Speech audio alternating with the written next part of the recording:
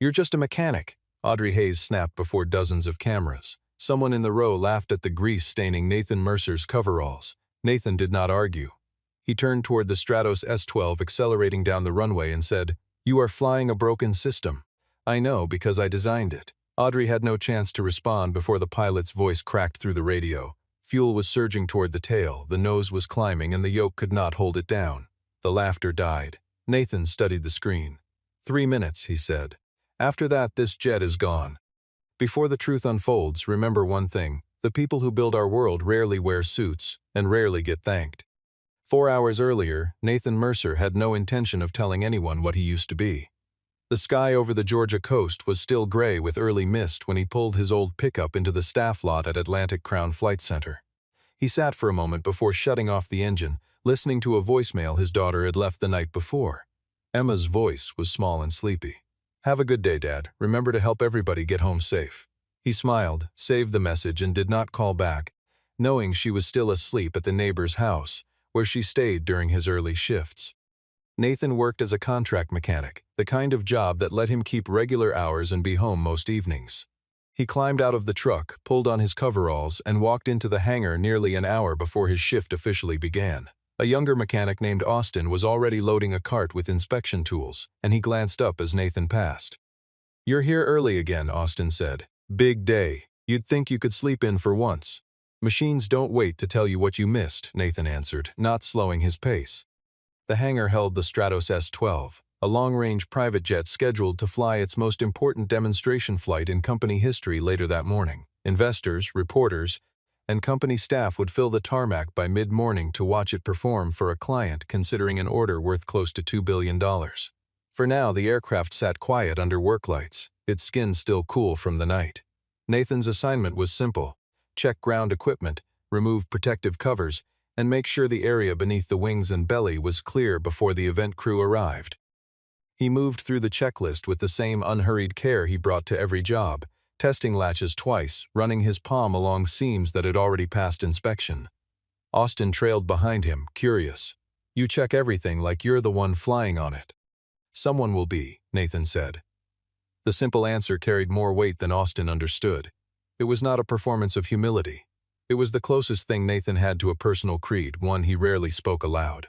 As the event crew began assembling the stage near the hangar doors, Nathan noticed a ground worker steering an equipment cart too close to a sensor housing beneath the aircraft's belly.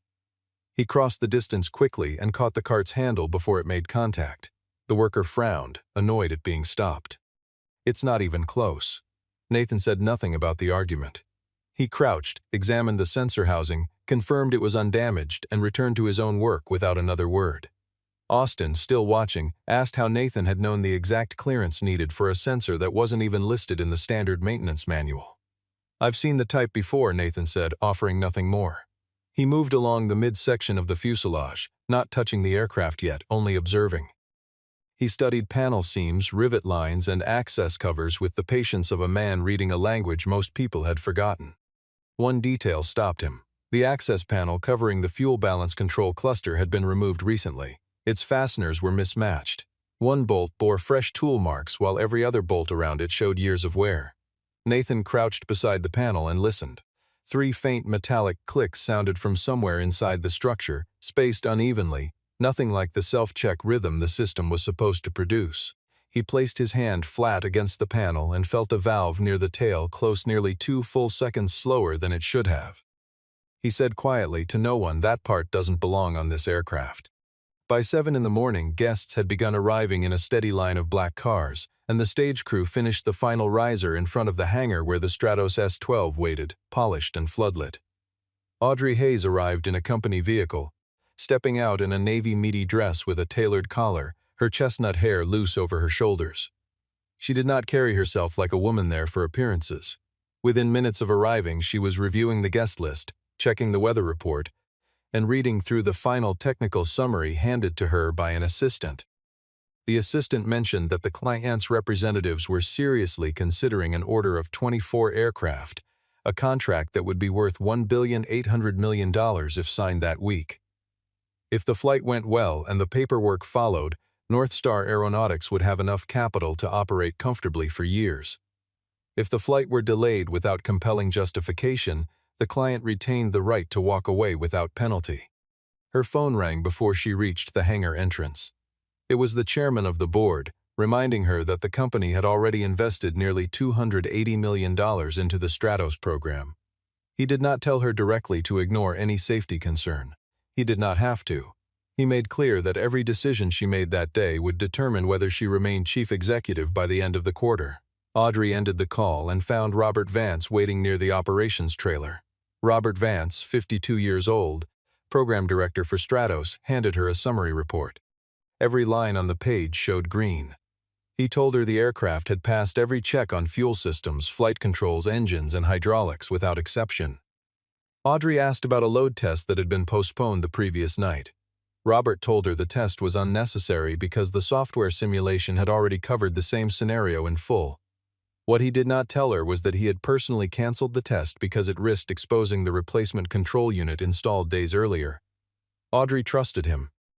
Robert had been with the company longer than she had, and in the 2 years since she took over as chief executive, he had never once given her cause to doubt his judgment. He had guided her through supplier disputes, engineering delays, and a near collapse of investor confidence the year before. She had learned to rely on his calm. Before she could ask another question, Robert added one more remark, almost offhand. He mentioned that a minor incident caused by a contract employee earlier that morning had been handled and was nothing worth mentioning to the press. The remark planted a quiet seed of suspicion in Audrey's mind, well before she ever laid eyes on Nathan Mercer. While Audrey reviewed her opening remarks with a communications aide, Nathan remained beneath the aircraft, tracing the length of a signal wire that should never have existed in its current form. 2 versions of the same morning were unfolding at once. In one, a chief executive studied reports that had been quietly rewritten to look flawless. In the other, a mechanic in stained coveralls studied hardware that told a very different story. Nathan pulled back a section of the access panel and found a serial number stamped on the replacement unit, a designation that belonged exclusively to ground test equipment, never approved for installation on an aircraft carrying passengers. He photographed it without touching anything else, aware that whatever came next would need proof stronger than his own word. Nathan did not rush to conclusions. He photographed the serial number, the manufacture date, and the certification seal, then pulled a small flashlight from his pocket and examined the edge of the seal itself. The adhesive along one corner was newer than the rest, slightly discolored from heat, as though it had been lifted from a certified unit and pressed onto the replacement part in its place. He traced the signal wiring further. In the original design, the fuel balance system relied on 2 independent sensors to confirm whether the aircraft was on the ground or airborne. The computer would only begin shifting fuel toward the rear tank once both sensors agreed the aircraft had reached stable cruising altitude. The unit installed now accepted input from a single sensor, routed through a makeshift jumper wire that bypassed the redundancy entirely. He explained it plainly to Austin, keeping the language simple. If that one sensor sends a false signal once the landing gear retracts, the system will believe the aircraft has reached cruising altitude. It will start pumping fuel from the center tank toward the tail. Austin asked what that would actually do. Once enough weight shifts to the back, the nose lifts on its own. The harder the pilot pushes to bring it down, the more the system thinks it needs to correct in the opposite direction. Eventually, the aircraft loses speed and stalls. Austin asked why the computer wouldn't simply limit how much fuel it moved. Nathan pointed at the housing, because this isn't the unit written for this aircraft. He photographed everything and filed an emergency technical hold through the maintenance system. The system confirmed receipt immediately. A minute later, the status changed from critical to minor vibration non-urgent, and Nathan's access credentials were revoked without explanation.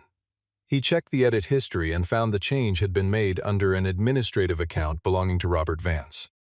Austin, growing nervous, suggested letting it go, reminding Nathan that Robert could have them both fired before lunch. "Getting fired isn't the worst thing that could happen today," Nathan said. A voice answered from behind them.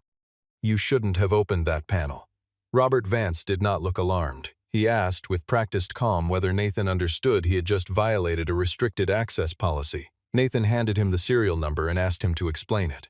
Robert claimed the unit was temporary data logging equipment with no authority over the actual fuel control system.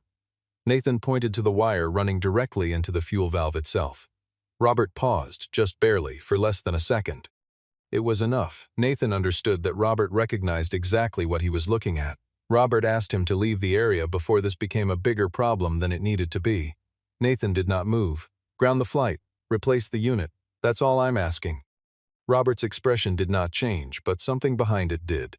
He used Nathan's full name, a name that appeared nowhere on the staff roster, which listed him only as N. Mercer. Nathan felt the ground shift beneath the conversation. Robert had recognized him from the moment he arrived that morning, long before either of them said a word about it. For 6 years, Nathan had told himself his time on this program was closed, filed away in a chapter he no longer had to think about.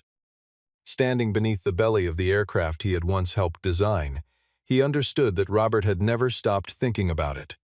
The older man's calm was not confusion. It was the calm of someone who had spent years preparing for the chance this moment might arrive. Robert glanced toward the hangar entrance, where staff were arranging chairs for the press conference. "You picked an interesting morning to remember who you used to be," he said.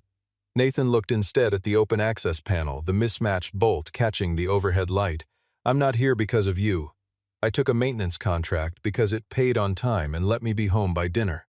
That's the whole story." "Then walk away from this one," Robert said. "Let the people whose names are on the paperwork handle it." Nathan held his gaze. "If you believed that, you wouldn't have erased my hold request in under a minute." Robert straightened his sleeve, a small, practiced gesture, and said the flight was too important to disrupt over a component that had already cleared ground testing. "Ground testing isn't flight," Nathan said. "You know that better than anyone." For a moment neither man spoke, and the hangar seemed to hold its breath, the noise of the crowd outside muffled behind steel walls. Robert asked Austin to step away, and once the two men stood alone beneath the fuselage, his tone shifted from calm to something colder. "You had a quiet life," he said. "Why come back today of all days?" Nathan told him plainly that he had not come back for Robert's sake. He had simply taken a job at a facility that happened to be servicing the aircraft. Robert suggested that Nathan had deliberately maneuvered his way close to the Stratos program again. Nathan asked, "If you believed that, why let me anywhere near it?" Robert answered that no one imagined a contract mechanic could pose any threat to a program of this scale. The remark revealed something different from Audrey's dismissal earlier that morning. Robert did not underestimate Nathan's ability. He underestimated how much power Nathan had left. Nathan asked him again, directly, to ground the flight and replace the faulty control unit. Robert refused, insisting the part had cleared every ground test and the flight itself would last less than 40 minutes. Nathan reminded him that failure only had to happen once. Robert answered with the kind of language Nathan remembered from years earlier, the language of program reviews and cost committees. "Every technical decision in this industry is a balance between cost and risk." "You won't be sitting in that cockpit," Nathan said. "You don't get to choose how much risk someone else carries." Robert's response turned toward threat. He reminded Nathan of the old accusation still buried in his personnel file, the claim that he had once taken proprietary data when he left the program. If Nathan caused a disruption today, Robert said, Northstar could easily have the airfield terminate his contract and revoke his maintenance credentials permanently. Nathan understood exactly what Robert was doing. It was the same maneuver that had ended his career the first time, dressed in new language for a new morning. Nathan asked to speak with Audrey Hayes directly. Robert refused and instead instructed the head of airfield security to remove Nathan from the technical zone, describing him to the guards as a disgruntled contractor attempting to disrupt the event. 2 security staff approached and asked Nathan to step outside the restricted perimeter. He didn't resist. He understood that any physical struggle would strip away whatever credibility his warning still carried. As they walked him toward the perimeter fence, Nathan noticed a side door leading from the hangar directly toward the staging area, where Audrey had just stepped up to the podium. Her voice carried faintly through the open door, describing the Stratos S-12 as the product of the finest engineering minds in the country. Nathan stopped walking. For 6 years he had told himself that silence was simply the price of raising his daughter without a courtroom battle he could never afford. He had accepted the loss of his name, his title, and his place in a program he had helped build from a blank sheet of paper. But the choice in front of him now had nothing to do with reclaiming any of that. It had to do with a pilot who would climb into a cockpit within the hour trusting a system that no longer deserved that trust. He understood that if he stayed silent now, the aircraft could be airborne within minutes, carrying a flaw he alone had confirmed. He told the 2 guards escorting him that he had noticed a fuel leak near a rear access point, urging them to check it immediately. When they turned to investigate, Nathan slipped through the side door and walked straight toward the stage, past the barrier separating staff from guests, past the point where turning back was still possible. Nathan did not shout. He stopped a few paces from the stage and said, clearly enough for the nearest microphones to catch, that the Stratos S-12 was not safe to fly. Cameras swung toward him within seconds. Audrey paused mid-sentence and asked who he was. Robert reached the front of the crowd before Nathan could answer for himself. He introduced Nathan as a contract mechanic who had entered a restricted area without authorization and misunderstood a piece of data logging equipment. He pulled up the green-lit summary report on the large display screen behind the podium, showing every fuel valve had reportedly passed inspection that morning. Nathan said the report had been altered. Robert asked whether Nathan had any proof that he himself had not tampered with the system in order to manufacture a crisis. The question landed hard enough that a ripple of uncertainty passed through the crowd. Audrey asked Nathan to state his position with the company. "Right now I'm a contract mechanic," he said. "Do you have authority to ground this flight?" "No." "Are you part of the design team?" Nathan paused for a single breath. "I used to be." Robert laughed lightly and told the crowd that Nathan had once been a junior engineer dismissed years earlier for taking confidential data when he left the program. Before Nathan could correct the record, a board member leaned toward Audrey and reminded her, quietly but urgently, that the event was being broadcast live, and every additional minute of delay was costing the company standing with investors watching from around the world. Audrey felt her authority being tested in front of the exact people she needed to impress. She looked at the grease on Nathan's coveralls, then at the pristine reports Robert had produced, and she made her decision. "You're just a mechanic," she said. "Do you actually believe you understand this aircraft better than the people who built it?" A few investors in the front row laughed. Nathan did not lower his head. He turned and pointed toward the Stratos S-12. "No, I don't understand it better than the people who built it." He looked directly at Audrey. "I understand it because the system that keeps that aircraft balanced started on my drafting table." Silence spread through the crowd. Somewhere near the back, a reporter lowered her phone, no longer recording for a headline about a demonstration flight, but for something else entirely. Robert said Nathan was lying. Audrey asked if he could prove it on the spot. "Give me 5 minutes under the mid-fuselage," Nathan said. "If I'm wrong, you can have security walk me off this airfield." Robert objected immediately, warning that opening a technical access panel in front of press cameras would void the aircraft's certification status for the day. Nathan looked at Audrey. "If I'm right, it lost that status the moment your people swapped the part." Audrey did not fully believe him yet, but she understood that the only way to protect her own credibility in that moment was to let him try. She agreed to give him 3 minutes, on the condition that the entire process be filmed. A murmur passed through the assembled guests, uncertain whether to keep watching or look away. Audrey stood at the podium with her prepared remarks still open on the screen behind her, aware that whatever happened next would matter far more than any of it. Nathan walked toward the aircraft, placed his hand against a section of the fuselage with no visible handle and said, "In 3 minutes, everyone here will know exactly who understands this jet." Nathan reached the belly of the Stratos S-12 and counted 4 rows of rivets from the wing edge, pressed a small seam and rotated a hidden latch buried inside the structure. A narrow metal panel popped open, one that nobody on the current maintenance team knew existed. He explained that this was a mechanical recovery bay, built into the airframe to give a pilot manual access to the fuel balance system if the central computer ever failed. Robert claimed Nathan could have read about it in an old archived document. Nathan asked the lead technician standing nearby whether this compartment appeared anywhere in the aircraft's commercial documentation. The technician checked and confirmed it did not. That was the first layer of proof. Inside the compartment sat a gravity release valve assembly stamped with an architecture code, NM4. Nathan explained that the letters stood for his own name, and the number marked the 4th design revision, developed after 3 earlier prototypes had failed under testing. Robert argued that initials on a part were not legal proof of anything. Nathan agreed.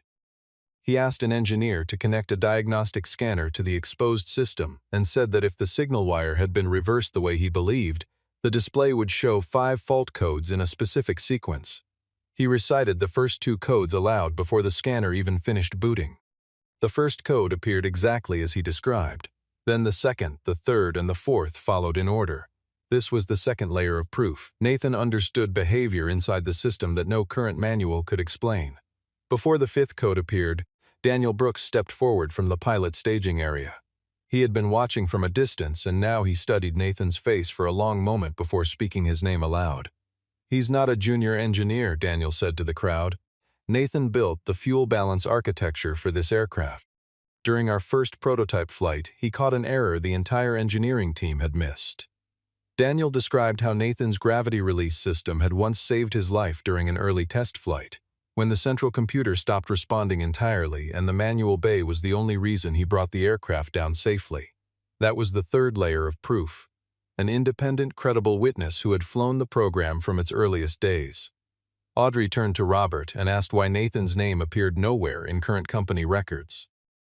Robert claimed Nathan had been removed from the program years earlier for a security violation. Nathan asked Audrey to check who had signed the original investigation report.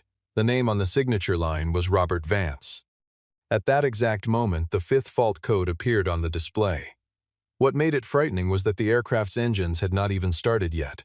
It proved the replacement controller was already sending false commands while the jet sat still on the ground. Audrey ordered the flight paused. Robert did not object outright. Instead, he drew a careful distinction between pausing takeoff and canceling the entire demonstration, proposing a low-speed taxi run while the technical team completed its inspection. Audrey agreed to the low-speed run with no clearance for takeoff under any circumstance. Nathan warned that the system was unsafe at any speed if the faulty sensor activated. Audrey was beginning to listen until Robert produced a fresh report claiming the signal wire had already been isolated, a document that could not possibly have been generated so quickly unless it had been prepared in advance. While the ground crew prepared for the low-speed run, Audrey asked Nathan to explain what had actually happened 6 years earlier. He did not answer with complaint in his voice. He told her he had joined the program very young, when Robert served as his mentor, giving him early opportunities and defending his ideas in front of the board. Nathan had developed the fuel balance architecture so the aircraft could fly farther without increasing wing size. During testing, Robert proposed replacing the certified controller with a cheaper unit supplied by a company called Meridian Control Systems. Nathan discovered that Meridian held a financial relationship with a holding company Robert quietly controlled. He refused to approve the substitution. Before he could bring the evidence to the board, his wife died unexpectedly, and Nathan requested a leave of several months to care for Emma, who was still very young at the time. Robert used that absence to revoke Nathan's access, transfer ownership of the design files to Northstar, alter the version history to list himself as lead architect, and manufacture a report accusing Nathan of copying proprietary data. He pressured Nathan into signing a non-disclosure settlement to avoid a lawsuit that could have bankrupted him. Nathan told Audrey he had once believed the truth would surface on its own. Years passed, and no one ever went looking for it. Audrey asked why he never approached her once she became chief executive. "People with impressive titles took everything I had," he said. "I stopped believing another impressive title would give it back." The remark landed harder than Nathan intended.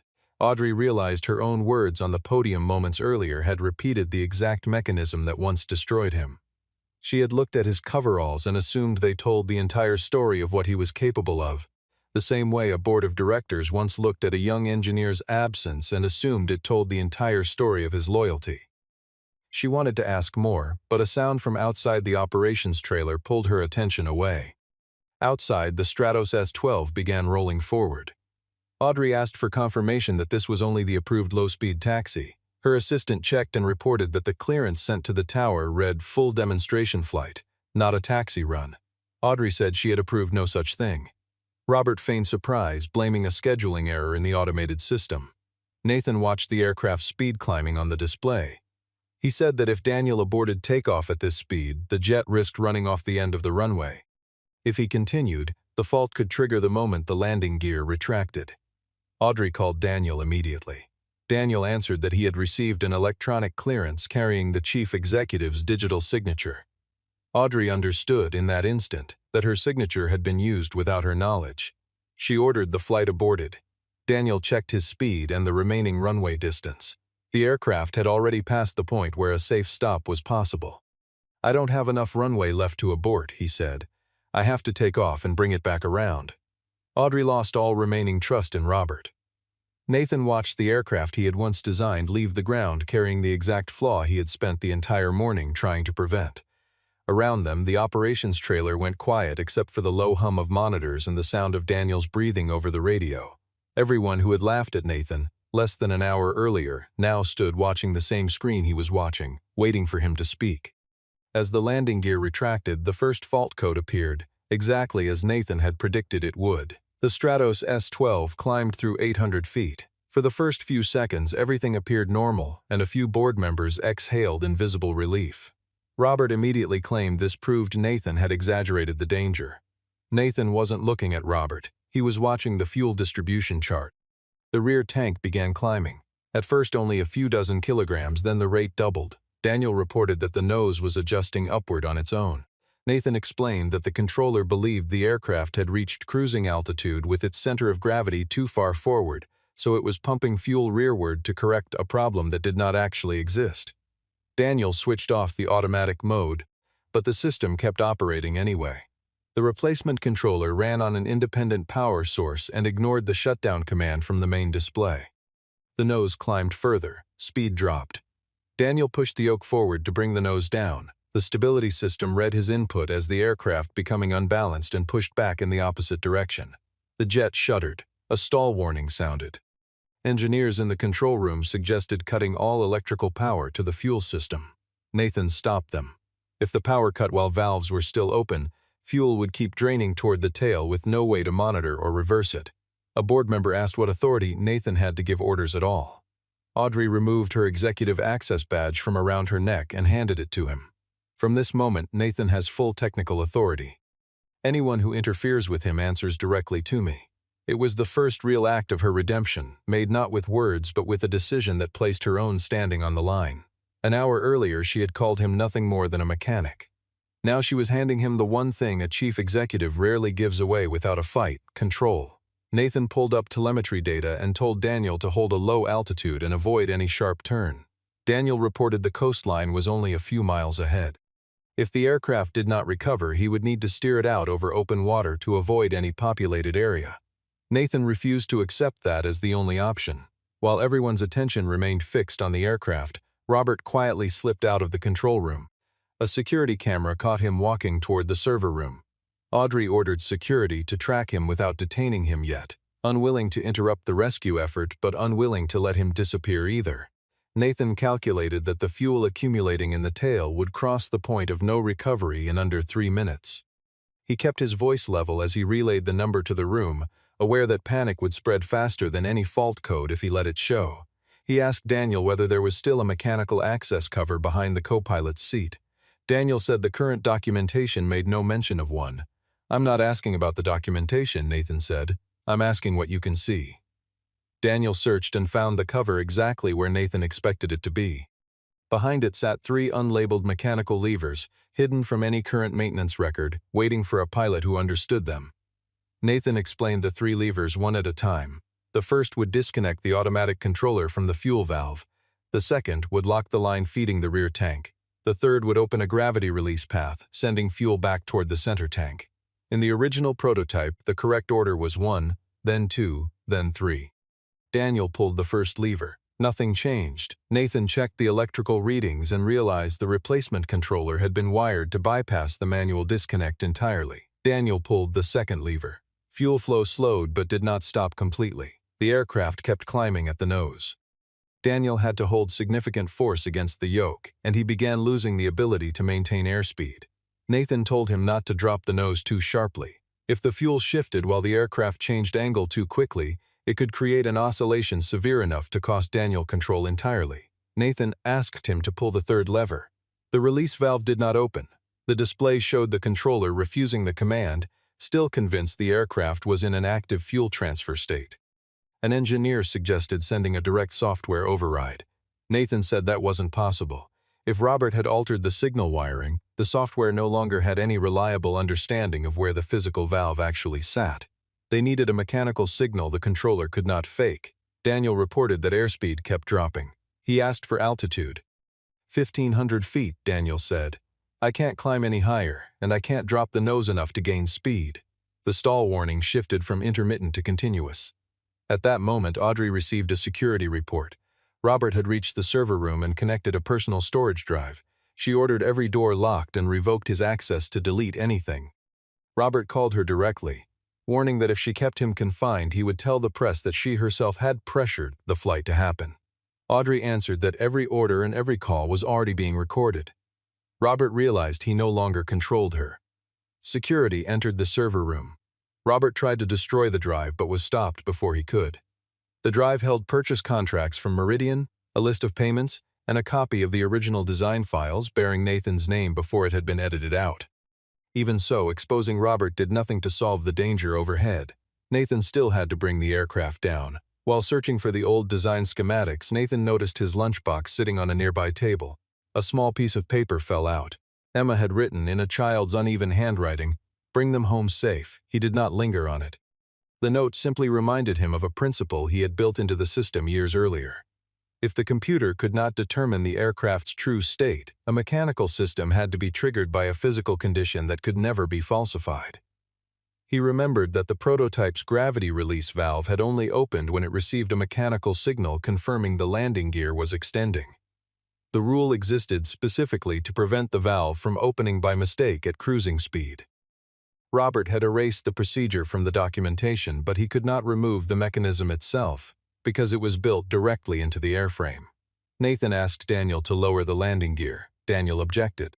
At their current speed and angle, extending the gear would increase drag and push them closer to a stall. Nathan agreed but explained they only needed the gear locked for a few seconds to generate the mechanical signal.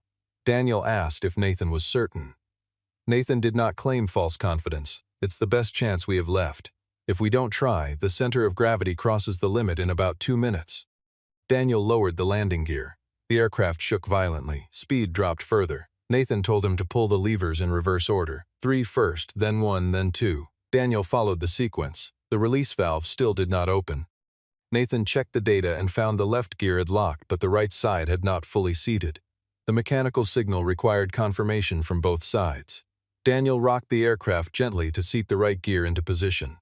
A locking sound echoed through the cabin. Nathan called out, "Now." Daniel pulled the third lever again. The valve opened. On the display, the fuel accumulating in the rear tank stopped climbing. After a few seconds, it began to fall. Nathan told Daniel not to lower the nose yet. He had to wait until the center of gravity drifted back into the safe range. Every second felt stretched. Airspeed remained only a few knots above stall. Inside the control room, no one spoke. The only sound was the low hum of monitors and Daniel's steady breathing over the radio, a man working through a problem he had trained his entire career to face and hoped he would never actually meet. Daniel held the aircraft steady, the nose trembling just above the edge of control. Nathan read the numbers aloud, guiding Daniel to ease the nose down in small increments. As the center of gravity crept back toward normal, Daniel gradually lowered the nose further. Speed increased. The stall warning stopped. The Stratos S-12 stabilized below 1,000 feet. No one in the control room celebrated yet, because Daniel still had to bring the aircraft home. The automated fuel system had been isolated completely, which meant Daniel now had to fly the return manually for the rest of the approach. Nathan guided him to keep the landing gear extended and avoid reactivating the faulty controller by accident. Fire and medical crews moved into position along the runway. Audrey ordered every guest moved away from the danger zone, despite the event still broadcasting live to viewers around the world. Daniel brought the S-12 around toward final approach. A strong crosswind off the coast pushed the aircraft slightly off-center. Nathan did not interfere with the flying itself. He stayed silent, letting Daniel focus entirely on the controls. Daniel touched down hard, tires striking the runway with force, but the aircraft held its line and rolled to a stop. For a moment nobody moved, the engines wound down, and the only sound across the tarmac was the distant wail of the emergency vehicles still rolling into position, arriving after the danger had already passed. No one was hurt. Daniel climbed down from the cockpit and walked past Audrey, past Robert now restrained by security, past the entire crowd of reporters who had gathered again along the fence line. He stopped in front of Nathan. "You saved me a second time," Daniel said. "You're the one who brought it down," Nathan answered, "but you made sure I still had an aircraft left to bring down." The two men shook hands. Audrey stood a short distance away, watching. She understood that the man she had humiliated less than an hour earlier had done far more than prove his identity. He had saved a pilot, a company, and everyone standing near the far end of the runway. Security handed Audrey the storage drive recovered from Robert. Inside, they found more than evidence of a counterfeit part. They found the original design files, each early version carrying Nathan Mercer's name at the top of the page, long before anyone had erased it. It was proof that had existed the entire time, waiting only for someone willing to look. Audrey suspended the entire Stratos program that same day. She ordered the S-12 sealed, all data backed up. Robert placed on immediate suspension, and federal investigators along with an independent aviation safety board brought in. She forbade anyone from deleting or altering a single record.